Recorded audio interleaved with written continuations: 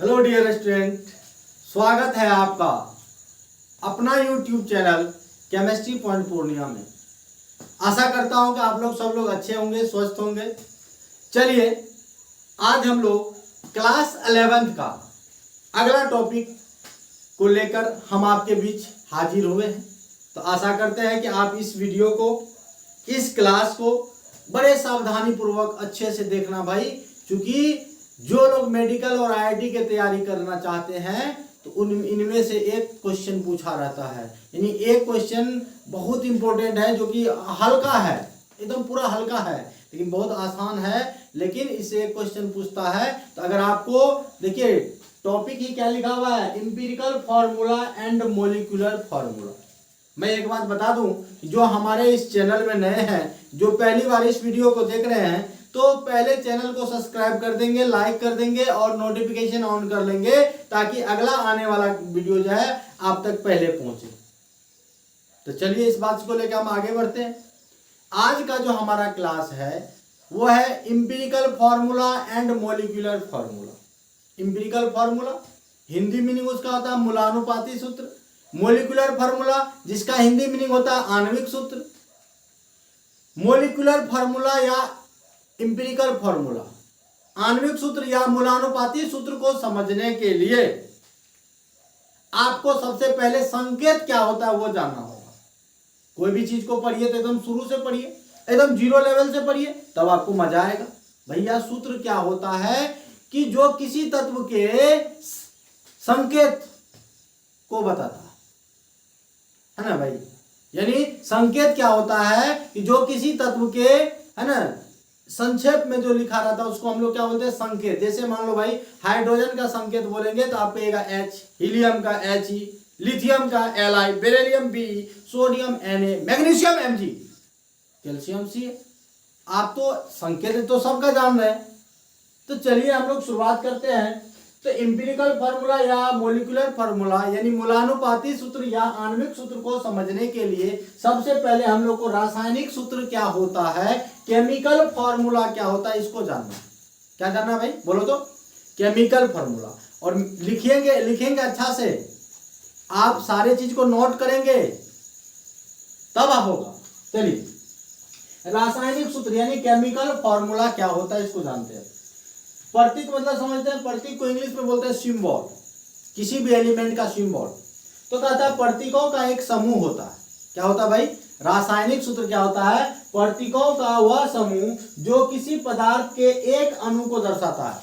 यानी कोई सिंबल का वह ग्रुप जो एक अणु को रिप्रेजेंट करता है, उसी को हम लोग बोलते हैं रासायनिक सूत्र। फिर से समझिए कि प्रतीकों का वह समूह जो किसी एक अणु को दर्शाता है या प्रदर्शित करता है, उसको हम लोग क्या बोलते हैं, रासायनिक सूत्र कहते हैं। यानी प्रतीकों का वह समूह जो किसी पदार्थ के एक अणु को दर्शाता है, सूत्र कहलाता है। अब रासायनिक सूत्र का तो हम केमिकल फॉर्मूला कैसे बनाएंगे, इसको बनाने के लिए मेरा एक स्पेशल वीडियो है, आप देख लेंगे, हाउ टू फॉर्म केमिकल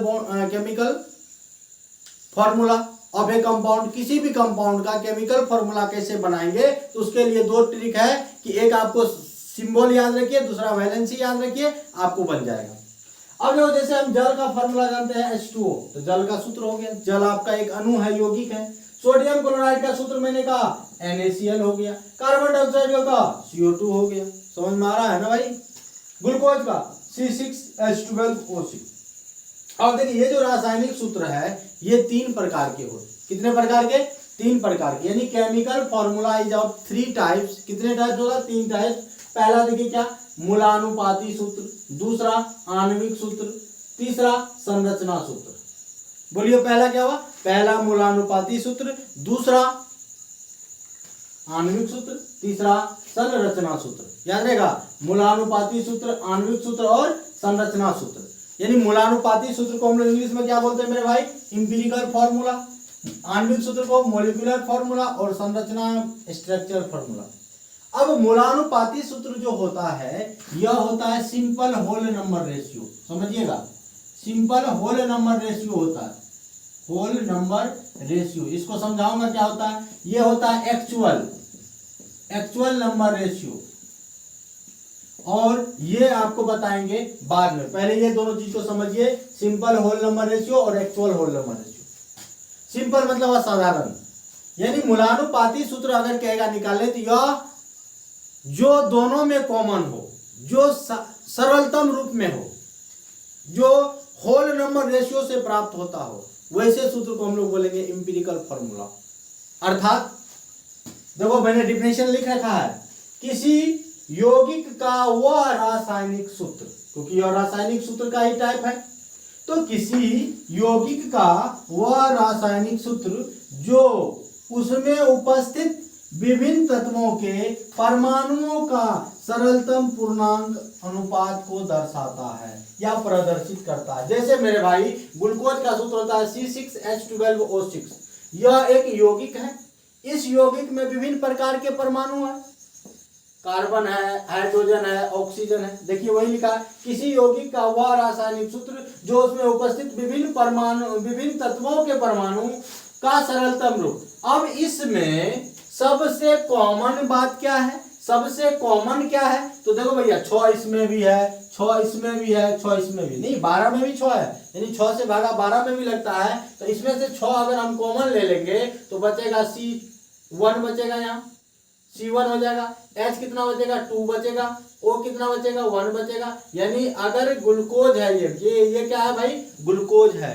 अब इस ग्लूकोज का अगर आपको कहे कि बताओ इसका सरलतम सूत्र क्या हुआ, सरलतम सूत्र यानी मूलानुपाती सूत्र क्या हुआ, तो जो आप कॉमन निकाल के बनाए हैं ये CH2O, this is the empirical formula of glucose. यह किसका फॉर्मूला है, इंपीरिकल फॉर्मूला है ग्लूकोज का, यानी आपको कॉमन लेके बनाना है। यानी अब देखो लिख दिया, इसे संक्षेप में EF से सूचित करते हैं। EF का मतलब इंपीरिकल फॉर्मूला, देखो E मतलब इंपीरिकल, F का मतलब फॉर्मूला। अब देखो कोई भी इंपीरिकल फॉर्मूला अगर आपको निकलता है तो उसके मास को, उसके द्रव्यमान को जोड़ेंगे तो वो कहलाएगा इंपीरिकल फॉर्मूला मास। क्या कहलाएगा मेरे भाई, इंपीरिकल फॉर्मूला मास। समझ में आ रहा, यानी मूलानुपाती सूत्र द्रव्यमान। तो चलिए आगे बढ़े।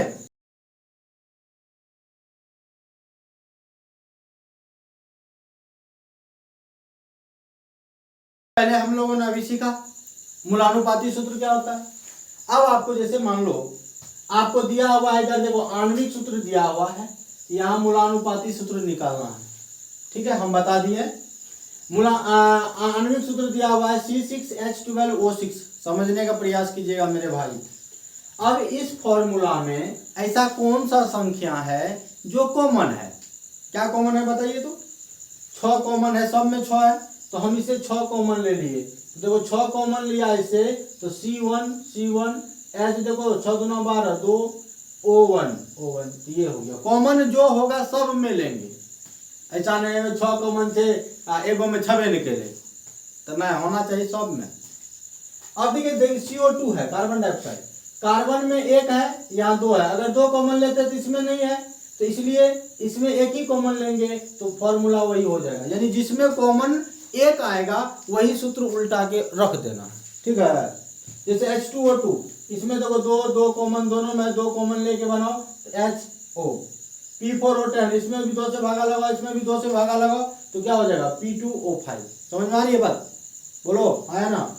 जैसे ये देखो सुक्रोज का फॉर्मूला है C12H22O11, तो बताइए भाई वही हो जाएगा, क्योंकि देखो भैया इसमें 12 है, 12 कॉमन लेंगे तो ये कटेगा, ये सब नहीं कटेगा। अगर 22 कॉमन लेंगे तो ये कटेगा, ये दोनों नहीं कटेगा। 11 कॉमन लेंगे ये नहीं कटेगा, ये दोनों कटेगा।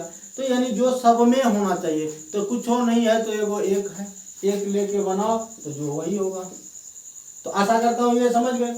अब चलिए आणविक सूत्र क्या हुआ, इससे पहले भी बताए मूलानुपाती सूत्र सरल अनुपात में होता है, यानी जो कॉमन लेके अप्राप्त होता है। लेकिन आणविक सूत्र वास्तविक संख्या को प्रदर्शित करता है। किसको प्रदर्शित करता है, तो वास्तविक संख्या यानी रियल नंबर। जैसे यहाँ देखो P4O10 में इसका रियल नंबर है फास्फोरस का 4, ऑक्सीजन का 10, तो ये उसका रियल नंबर है, एक्चुअल नंबर है। तो चलिए डिफिनेशन में जरा सा आपको पढ़ के सुनाता हूँ।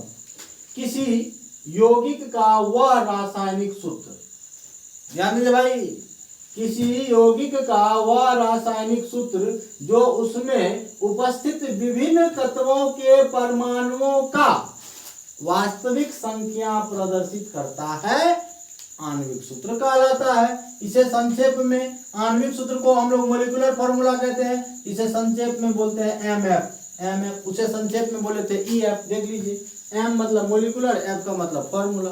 बोलो, एम मतलब मॉलिक्यूलर, एफ का मतलब formula. MF molecular formula, EF E का मतलब इंपिरिकल, एफ का मतलब फॉर्मूला, यानी इंपिरिकल फॉर्मूला। समझ में आ रही बात? अब चलिए भाई, जैसे जल है तो जल का फॉर्मूला क्या है?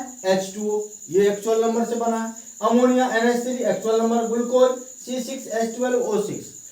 समझ रहे? जिसमें कॉमन लेना नहीं पड़े, जिसमें कॉमन लेना नहीं पड़े उसको हम लोग क्या बोलते हैं भाई? एमएफ यानी आणविक सूत्र। जिसमें कॉमन लेना पड़े उसको मूलानुपाती सूत्र। अब एक टर्म आता है, यहीं से क्वेश्चन बनता है कि मूलानुपाती सूत्र और आणविक सूत्र में क्या संबंध है। What is the relation between empirical formula and molecular formula. तो गहरा संबंध नहीं छोड़े बाबू। चलिए, तो यहां देखिए दोनों के संबंध दर्शा रहे हैं, बड़ा ध्यान से गौर से देखो। एमएफ बराबर होता है N into EF. MF, M का मतलब मॉलिक्यूलर फॉर्मूला बराबर एन गुना ईएफ मतलब एम्पिरिकल फॉर्मूला, यानी आणविक सूत्र बराबर एन गुना मूलानुपाती सूत्र। या इसी को ऐसे भी लिख सकते हैं, एमएफ बराबर ईएफ का होल एन, ईएफ का होल एन। अब जहां देखिएगा, समझने की कोशिश कीजिए भाई, एन बराबर 1 2 3 4, खटाखट शेयर करना, लाइक करना, कमेंट करना, सब्सक्राइब करना।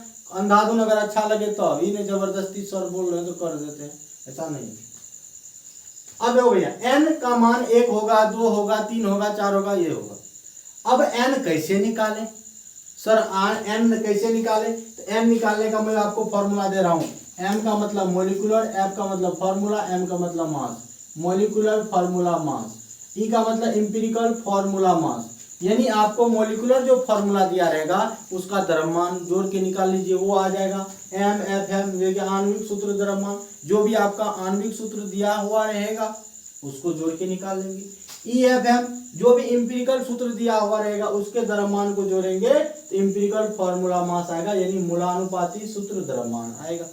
जैसे एग्जांपल लिया हमने, एक बेंजीन है, बेंजीन का फॉर्मूला तो कौन नहीं जानता इस जगत में, क्या होता है? C6H6, आप भी जानते हैं, आपके आने वाले वो भी जानेंगे।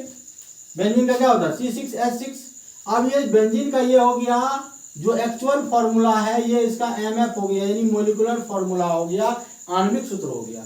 इसी का अगर हम ईएफ निकालना चाहेंगे, ध्यान दीजिए, ईएफ निकालना चाहेंगे तो इस दोनों में क्या कॉमन है, किस चीज से भागा देंगे? तो 6 दोनों में है, 6 से भागा देंगे। तो जो भाग दिया जाता है, यानी जो कॉमन लिया जाता है वही एन का मान होता है। जो कॉमन लेते हैं उसको वही एन का मान होता है। एन बराबर हो गया 6 और ईएफ बराबर हो गया CH। अब इस पर एक क्वेश्चन हम लोग कर ले। देखिए, क्वेश्चन को बड़ा ध्यान से गौर से समझिए। यदि ईएफ दिया हुआ है CH, ईएफ कितना दिया हुआ भाई? CH, तथा M F M, M F M का मतलब समझे, एम मतलब मॉलिक्यूलर, एफ का मतलब फॉर्मूला, एम का मतलब मास। मॉलिक्यूलर फॉर्मूला मास दिया 78, तो एम एफ क्या होगा? देखिए, आपको दिया क्या गया है? इंपिरिकल फॉर्मूला दिया हुआ CH। अब हम इंपिरिकल फॉर्मूला के द्रव्यमान को निकालेंगे, यानी इंपिरिकल फॉर्मूला मास निकालेंगे। तो 12 ग्राम होता है कार्बन, 1 ग्राम होता है हाइड्रोजन, तो 12 1 13। ये आपका एम एफ एम देखिए 78 दिया हुआ ही है ना। एन का मान तो क्या होता है? एम एफ एम बटे ई एफ एम, शॉर्ट में लिखे, एन बराबर एम एफ एम बटे E F M. M F M कितना है? 78 और बटे 13, 6। एन का मान आ गया 6। तो आपने रिलेशन क्या जाना? एम एफ बराबर एन इंटू एफ। तो देखो, एम एफ बराबर N into E F. M F हमको निकालना था, तो एन का मान भैया 6, ई एफ तो दिया हुआ है क्या? CH, तो फॉर्मूला हो गया क्या? C6H6, दोनों में मल्टीप्लाई हो गया। तो आशा करता हूं कि आपको यह क्लास पूरा समझ में आया। नहीं समझ में आया तो एक बार फिर से रिपीट कर लीजिए, फिर से पुनः देख लीजिए, सारी चीज को अच्छे से नोट कर लीजिए। सूत्र, रासायनिक सूत्र क्या होता है, मूलानुपाती सूत्र क्या होता है, आणविक सूत्र क्या होता है। तो आणविक सूत्र से मूलानुपाती सूत्र अगर आपको कोई निकालने देगा तो आप आराम से उसको क्या करेंगे, जो कॉमन होगा कॉमन लेके बनाएंगे। ठीक है, इस तरह का एनसीईआरटी में क्वेश्चन भी दिया गया है इस पर परसेंटेज वाला है, जब एनसीईआरटी का प्रॉब्लम करेंगे तो अब इस पर एक और आपको बताएंगे कि एलिमेंट का अगर कंपोजिशन दिया जाए, प्रतिशत में दिया जाए, तो उसका हम लोग कैसे निकालेंगे। अगर आपको यह वीडियो अच्छी लगी तो आप शेयर करें, लाइक करें, सब्सक्राइब करें, कमेंट करें। धन्यवाद।